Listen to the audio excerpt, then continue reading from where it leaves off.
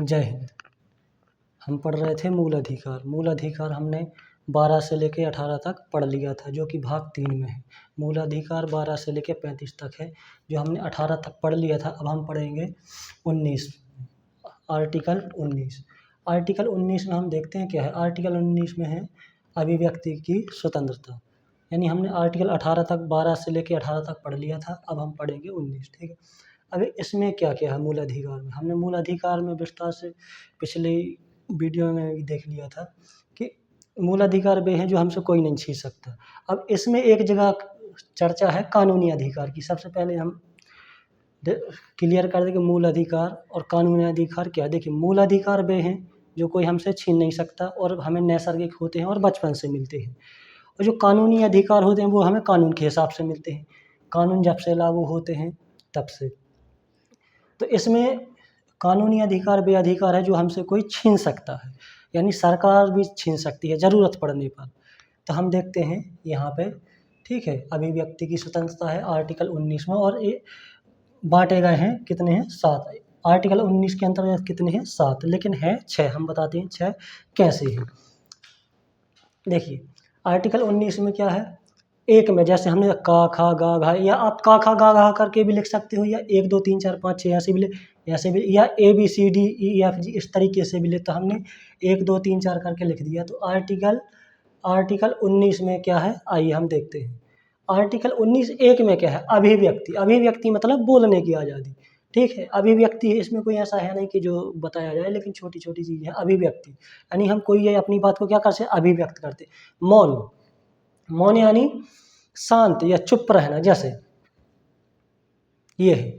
मतलब हम क्या कर रहे हैं, कुछ नहीं बोल रहे, किसी भी तरीके से नहीं बोले, तो उसको क्या कहते हैं, मौन। कई बार सुना होगा कि मौन धारण कर लिया, ठीक है ना। तो मौन।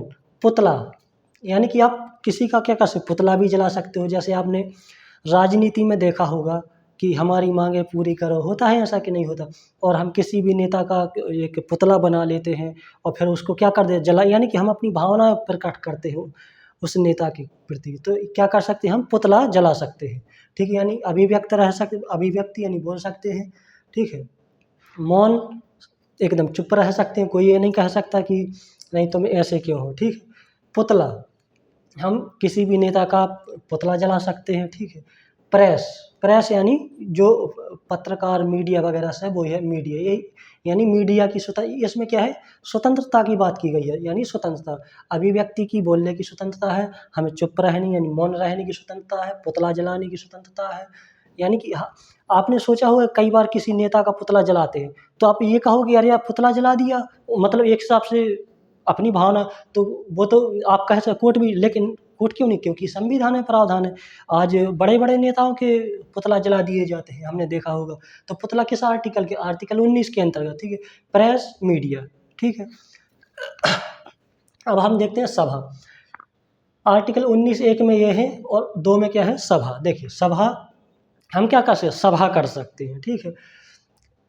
बैठ गए जितने भी लोग, और कहते हैं ना कि 10 20 जितने भी बैठ के अपनी बातचीत का सभा कर सकते हैं, ठीक है। उसी तरीके से संगठन 10 लोगों का बना सकते हैं, 20 लोग। जैसे पार्टियां क्या है, संगठन है।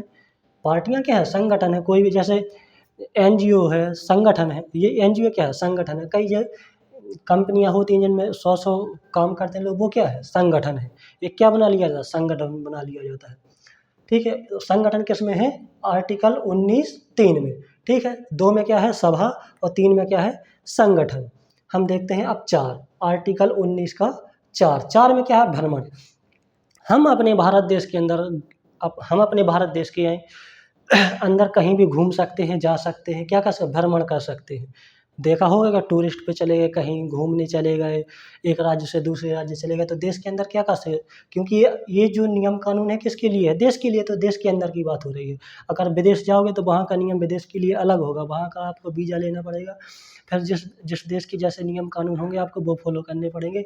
लेकिन यहाँ पे जो बात हो रही है वो देश के अंदर की बात हो रही है, ठीक है। तो भ्रमण, हम कहीं भी भारत देश के अंदर घूम सकते हैं। हाँ, जो 370 था, जो 2019 में ख़त्म हो गया है 370, जब 370 था जम्मू कश्मीर में, तब नहीं हम वहाँ पे मतलब जा तो सकते थे, लेकिन हम देखेंगे वहाँ भी कुछ मतलब रोक थी। क्या रोक थी, अभी हम देखते हैं, ठीक है। तो क्या है, भ्रमण। हम भारत देश के अंदर का क्या कर कहीं भी घूम सकते हैं, कहीं भी क्या कर सकते हैं, भ्रमण कर सकते हैं, ठीक है। तो आर्टिकल 19(4) में क्या है, भ्रमण, ठीक है। लेकिन ध्यान रखना चीज़ वही है, आर्टिकल 13 रोक लगा देगी अगर आप कोई इल्लीगल का, ये सब किस लिए है, अच्छे के लिए है, आप आज़ाद हो लेकिन किसी को नुकसान नहीं पहुंचना चाहिए, ठीक है। तो भ्रमण हो गया। अब देखते हैं आर्टिकल 19 में 5 क्या है, बसना। हम कहीं भी क्या कर बस सकते हैं, यानी कि रह सकते हैं। जैसे कहीं भी जाते हैं, नौकरी कर सकते हैं। अब हैं किसी राज्य के और रह किसी, क्या कर रहे हैं, बसने की स्वतंत्रता, या नहीं भी नौकरी भी नहीं कर रहे हैं, ऐसे भी जा रहे हैं। जैसे कुछ काम धंधे के लिए गए तो हम कहीं दूसरे राज्य में जाते, वहीं पे क्या कर सकते हैं, बस जाते हैं, रहते हैं 4-4 6-6 महीना, घर नहीं आते, अपने काम धंधा जो वहीं पे करते हैं। तो क्या है, बसना भी है। और इस तरीके से ही बसना 4-6 महीने हम चाहे तो जीवन भर रह वहाँ अपना घर खरीद लिया, वहीं पे रह रहे, कोई हमें रोक टोक नहीं है। तो किसके अंदर, आर्टिकल 19 के अंदर, किसमें 5 है, बसना। हम क्या कर सकते हैं, देश के अंदर कहीं भी बस सकते हैं। अब कहाँ, अब जम्मू कश्मीर में भी बस सकते हैं, घूम तो सकते थे, ठीक है। अब हर जगह क्या है, हम भारत देश के अंदर क्या है, कहीं भी बस सकते हैं, यानी कि रह सकते हैं, रहना। और ऐसा नहीं कोई लिमिट है, इतने दिन के लिए, उतने दिन के लिए, आप जितना चाहो उतना रह सकते हो, ठीक है। अब हम देखते हैं आर्टिकल 19(6).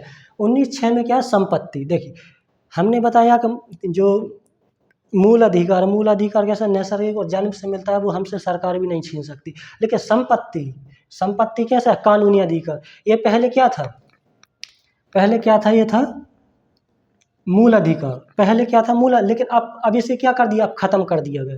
पहले संपत्ति भी क्या था, मूल अधिकार था। अब हम बताएं कि इसको खत्म क्यों कर दिया गया है, ठीक है। ये खत्म कब हुआ था, संपत्ति का अधिकार, 44वां संविधान संशोधन। यानी संशोधन का मतलब होता है कोई भी सुधार करना, जैसे कोई चीज़ घटानी है, कोई चीज़ जोड़नी है, बढ़ानी, तो उसको क्या कहते हैं, संशोधन। कौन सा, 44वां। इसके पहले जो 43 हो गए, क्रम होता ना कि ये हो गया, ये हो गया, फिर इसके बाद ये, तो क्या है, वो चीज़ें क्या होती जाती हैं, क्रम में होती हैं। जब क्रम में होती तो उनको क्या है ना, इसके पहले 43 संशोधन, और संपत्ति का जो संशोधन हुआ था वो कब हुआ था, 44वें में, 44वें क्रम में, ठीक है। 44वां संशोधन कब हुआ था, 1978 में। कब हुआ था, 1978 में। जब कौन थे, किन्होंने किया था, मोरारजी देसाई। कौन थे, मोरारजी देसाई। अब देखिए कानूनी अधिकार, ये इसको क्या बना दिया गया, अब ये संपत्ति अधिकार नहीं है, जो संपत्ति का अधिकार है, संपत्ति अधिकार क्या है, कानूनी अधिकार है। अब क्या है, कानूनी अधिकार। अब देखिए जो मूल अधिकार होता है उससे तो सरकार छीन नहीं सकती है, लेकिन संपत्ति का अधिकार भी अगर मूल अधिकार होता तो क्या सरकार छीन पाती, बताइए। अगर संपत्ति का अधिकार मूल अधिकार होती तो सरकार नहीं छीन सकती थी, सरकार छीनती सीधे कोर्ट में चले जाते। अब इसको कहाँ डाल दिया गया है, संपत्ति के अधिकार को, अगर देखिए 12 से लेके जो आर्टिकल 35 तक, अगर वहाँ तक कोई होती तो आप सीधे न्यायालय जा सकते, हाई कोर्ट और सुप्रीम कोर्ट। लेकिन अब कहाँ कर दिया, संपत्ति अधिकार को कानूनी अधिकार कहाँ भेज दिया गया था, इसको संशोधन करके 300 का में। जब हम यहाँ तक पढ़ेंगे, जब बताएंगे कहाँ पहुँचा दिया, 300 का में। यानी कि अब क्या कर सकते हैं, अब सरकार के हाथ में, अब आप कानून जाओगे, ऐसा नहीं है, न्यायालय जा सकते, लेकिन ये जरूरी नहीं है कि नहीं आपको मतलब मिल ही जाए। जैसे आप देखिए अभी, जैसे हमें बताते हैं गांव देहात के हिसाब से, आपको आसानी से समझ में आ जाएगा। अभी कई जगह पे बांध बन रहे कि नहीं बन रहे बांध, तो बांध में क्या है, हमने देखा वो बांध बनता है तो पूरे गांव के गांव उठा दिए जाते हैं। तो भाई हमारा गांव है, हमारा घर है, आप क्यों है भेज रहे, संपत्ति का अधिकार है ना, क्या होता है वहाँ संपत्ति है। तो संपत्ति के अधिकार के अंतर्गत, संपत्ति का अधिकार कैसा, कानूनी अधिकार को क्या है, ये कानूनी अधिकार हमसे सरकार छीन, तो इसी वजह से क्या होता है, जो बांध बनते हैं, डैम बनते हैं, तो क्या करती है सरकार, हमें एक जगह से दूसरी जगह शिफ्ट कर देती है। तो वो क्यों कर देती, क्योंकि कानूनी अधिकार सरकार हमसे ले सकती है, ठीक है। तो इतना तो हमें पता चला, कानूनी अधिकार। अब क्या रीजन था इसमें कि मान के चलिए जैसे ज़मीन है, ठीक है, ये 1978 के पहले जो ज़मीन थी, ठीक है, इसमें न्यायालय का भी रहा, जब हम और भी चीज़ें देखेंगे तब बताएंगे। जैसे ज़मीन है, जैसे मान के चलिए ट्रेन निकलनी है किसी जगह से, अब वहाँ पे ज़मीन फंस रही किसी की, वो कह रहे कि अरे हमारी तो मतलब आधे एकड़ 1 एकड़ की है, हम नहीं देंगे, ये तो हमारे पूर्वज हमारे दादाजी की है, हम नहीं देंगे। तो क्या अगर मूल अधिकार के अंतर्गत आता तो क्या वो दे मतलब सरकार ले सकती नहीं ले सकती थी। अब भाई ट्रेन निकालनी है तो वो तो जनता के हित के लिए था। तो जो ट्रेन निकली थी तो मूल अधिकार में नहीं ले सकते। अब कानूनी अब उन्होंने क्या संशोधन अब कानूनी अधिकार ले सकते। अब नहीं हम नहीं निकलने देंगे तो भाई नहीं निकल सकती थी, नहीं देते वो, क्योंकि उनको मूल अधिकार था। लेकिन क्या किया, अब उसको संपत्ति अधिकार, अब सड़क भी वहीं से निकलनी है तो कहते नहीं हमारे खेत में से नहीं निकलेगी। अगर मूल अधिकार के अंतर्गत होते नहीं निकलती, क्योंकि मूल अधिकार सरकार नहीं छीन सकती थी, कानूनी अधिकार सरकार हमसे छीन सकती है। तो इसीलिए इसको संपत्ति को क्या कर दिया गया, कानूनी अधिकार बना दिया गया। क्या बना दिया, और कानूनी संपत्ति का अधिकार कहाँ डाल दिया, 300 का में। ठीक है, यहाँ तक चीज़ें क्लियर हो गई। और कब हुआ था, 1978 में। तो संपत्ति के अधिकार में अब कोई ऐसी दिक्कत नहीं कि जो सही आप किसी भी चीज़ से, चाहे आप पुल बनाना हो, रोड बनाना हो, सड़कें बनानी हो, कोई भी काम करना हो, तो संपत्ति के अधिकार के अंदर क्या सरकारें ले सकती हैं। ठीक है, फिर हाँ वो बात एक अलग है, उसका मुआवजा दे देती हैं सरकारें। ठीक है, और मिलता है, जितनी उसकी ज़मीन की कीमत होती है उससे ज़्यादा मुआवजा मिलता है। तो संपत्ति अधिकार है, और क्यों ज़रूरी था ख़त्म करना, हमने बता दिया इसका रीज़न भी। क्योंकि अगर संपत्ति अधिकार मूल अधिकार होता तो सरकार नहीं ले पाती, और ट्रेन निकालनी होती तो कहते नहीं अपनी हवा में उड़ाओ, हम नहीं दे रहे हैं। ठीक है, तो 44वां संविधान कानून यदि अब सरकार ले सकती है, कुछ नहीं कर सकती है, कुछ नहीं जनता करेगी। ठीक, अब हम देखते हैं व्यवसाय। तो ये कितने, जो ये 7 दिखाई दे रहा है, ये रियल में है कितने, ये हैं 6। कितनी है, 6। इसको क्या कर दिया, ख़त्म कर दिया। ठीक है, संपत्ति कहाँ, ये क्या बन गया, कानूनी अधिकार क्या बन गया, यहाँ पे हमने वैसे लिख लिया है, क्या है, कानूनी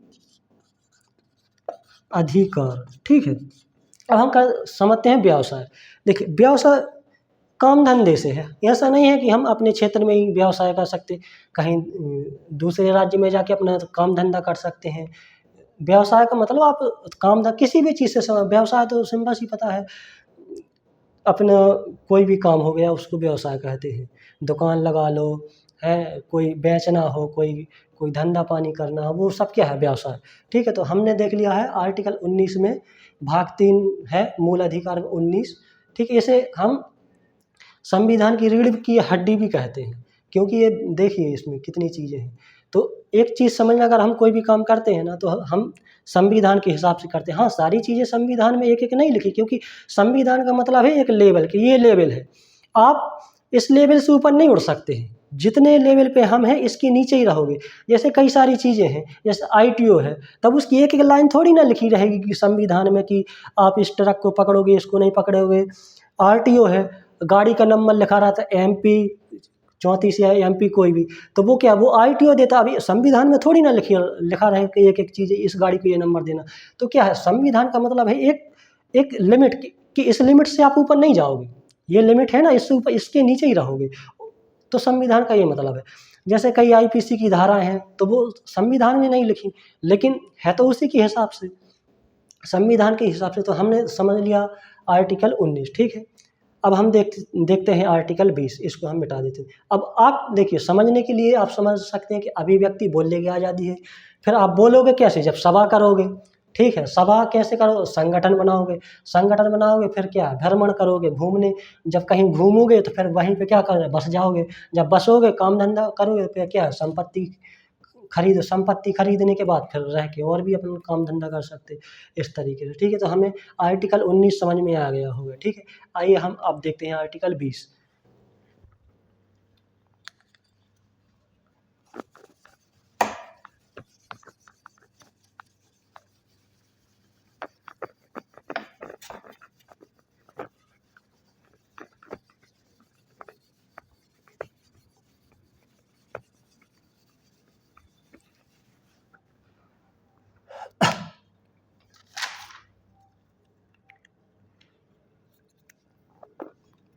आर्टिकल 20, देखिए आर्टिकल 20 में क्या है, हम ये देखें। आर्टिकल 20 में दो चीज़ें दी गई हैं। ठीक है, इसे कहते हैं एक्स पोस्ट फैक्टो। देखिए इसका मतलब क्या है, देखिए आर्टिकल 20 में, आर्टिकल 20 और 21 बहुत महत्वपूर्ण है। इसको ना तो राष्ट्रपति, ना कोई सरकार, ना निलंबित कर सकती है, ना ही प्रतिबंध लगा। निलंबित प्रतिबंध हम जब पढ़ेंगे जब बताएंगे।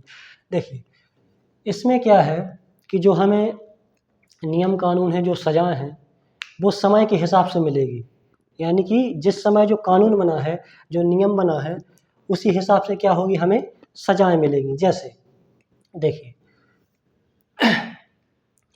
जैसे कोई अपराध किया, ठीक है, अपराध किया, मान के चलिए जिस तारीख को अपराध किया, जैसे आज जिस समय वीडियो बनाए, आज कितनी तारीख है, या मान के चलिए 23, ठीक है, 23 अप्रैल 2024, ठीक है। मान के चलिए इसके पहले जो नियम, इस समय जो नियम होगा, इस समय जो नियम होगा, उस समय जो अपराध किया है, उस समय के हिसाब से उसे सज़ा मिलेगी। जैसे मान के चलिए किसी ने किसी को थप्पड़ मार दिया, ठीक है, क्या कर दिया, थप्पड़ मार दिया, और थप्पड़ मारा है इस तारीख को, ठीक है, इस तारीख को, और मान एक समय हम ले रहे हैं, थप्पड़ इस तारीख को, और उस थप्पड़ की क्या सज़ा है, मान के चलिए 2 वर्ष की, एक एग्जाम्पल के लिए, कितने वर्ष की सज़ा है, 2 वर्ष की। और इस थप्पड़ का जो न्यायालय में केस चलते चलते मान के चलिए 2027 में आया, क्या आया, फैसला कब आया, 2027 में।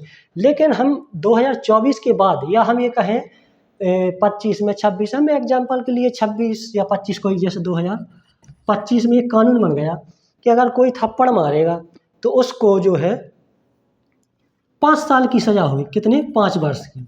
और यहाँ पर था कि एक वर्ष की, ठीक है। जब यहाँ पे अपराध किया था, इससे या इसके पहले अपराध किया था, तो थप्पड़ मारने की सज़ा क्या थी, 1 वर्ष, ठीक है।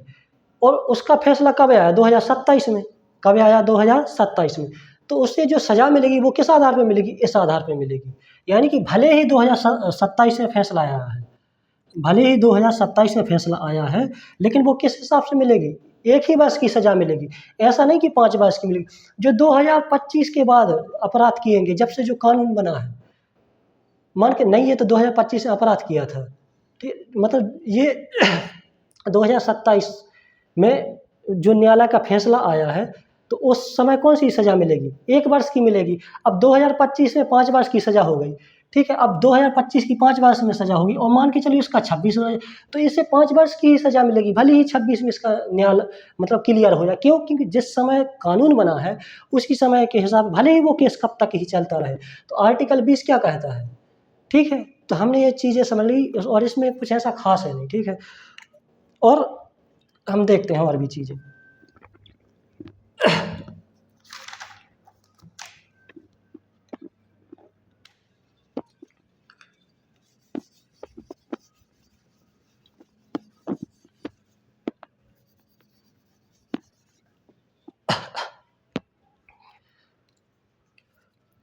अब देखिए एक चीज़ और है, पहली, एक अपराध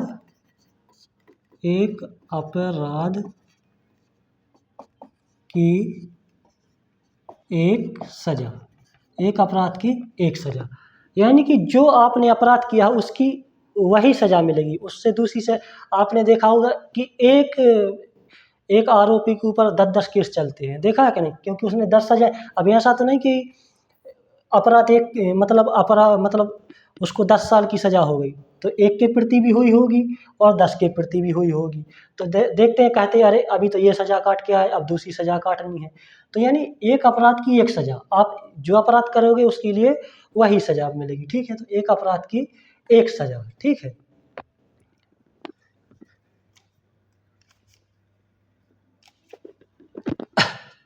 तो इसमें क्या, एक अपराध की एक सज़ा। अब दूसरा क्या है, अपने खिलाफ गवाही नहीं दे सकते, अपने खिलाफ गवाही नहीं दे सकते, ठीक है। एक अपराध की एक सज़ा, और अपने खिलाफ क्या नहीं कर सकते, गवाही नहीं दे सकते। जैसे हमने या किसी ने कोई अपराध किया, ठीक है, तो अपने खिलाफ क्या, क्योंकि अपने खिलाफ तो सिंपल सी बात है, सब कोई कहेगा कि हमने अपराध नहीं किया है, सब कोई क्या कहेगा, हमने अपराध नहीं किया है, तो उसकी क्या होगी, खुद की क्या नहीं मानी जाएगी, सज़ा नहीं मानी जाएगी, ठीक है। तो एक अपराध की एक सज़ा, यानी कि जो उसने अपराध किया है वही मिलेगी, और अपने खिलाफ गवाही नहीं दे सके, यानी कि अगर जिसने जो अपराध किया है उसकी जो गवाही है वो क्या है, दूसरे देंगे, जब तो माना जाएगा। तो देखिए आर्टिकल 20 में वैसा कुछ ऐसा है नहीं, लेकिन बहुत ज़्यादा ज़रूरी है, ठीक है? कि एक मतलब समय के हिसाब से सज़ा मिलेगी, यही है। हमने देख लिया है इतनी सब चीज़ें, और भी हम अब आर्टिकल 19 और 20 देख लिया है, 21 को हम अगली क्लास में देखेंगे। और अभी भैया चुनाव का समय चल रहा है, तो आप बड़े विचार से इलेक्शन में वोट देना, ना कि जाति धर्म के आधार पर, क्योंकि उनका क्या है, उनको तो जीतने से मतलब है। ये देश इसलिए महान है कि यहाँ के नेता महान नहीं हैं, ठीक है? अपना वो संविधान बचा के ये देश इसलिए महान है कि क्योंकि यहाँ के नागरिक महान हैं, यहाँ की जनता महान है। जब भी कोई परिस्थिति होती तो सब लोग खड़े होते हैं। आप देख लो कोरोना में हर व्यक्ति ने, सरकार कितना कर लेती, किसी ने कितने करोड़ दिए, किसी ने कितने, अंबानी, अडानी और कितने ऐसे बड़े लोग, प्रत्येक छोटे से छोटे व्यक्ति ने 50 रुपये 100 रुपये दिए विपत्ति। तो हमारा देश इसलिए महान है कि क्योंकि यहाँ के क्या है, नागरिक महान है। तो हमें वोट बड़े विचार से देना है, क्योंकि अभी डीएड बीएड का हमने मामला देखा है। उनका क्या है, सरकारों का तो कुछ नहीं है, जनता बीच में परेशान होती है। तो आप और बता दें कि डीएड बीएड जो मध्य प्रदेश का मामला है वो क्लियर हो गया है। अब आगे सुनवाई अब नहीं होगी आगे सुनवाई, अब फैसला आएगा, फैसला सुरक्षित हो गया है आज। तो बस यही उम्मीद है जिसके पक्ष में भी जाए, ठीक है। और भाई अब सरकार ये है अच्छी चुनो, जाति धर्म पे ना जाओ, बस हमारा यही कहना है, ठीक है। तो आज के लिए इतना ही बस। भैया अगर चैनल पर नए आए हो तो लाइक शेयर और सब्सक्राइब ज़रूर कर दियो, जिससे आने वाले वीडियो आपके मिलत रहे। जय हिंद।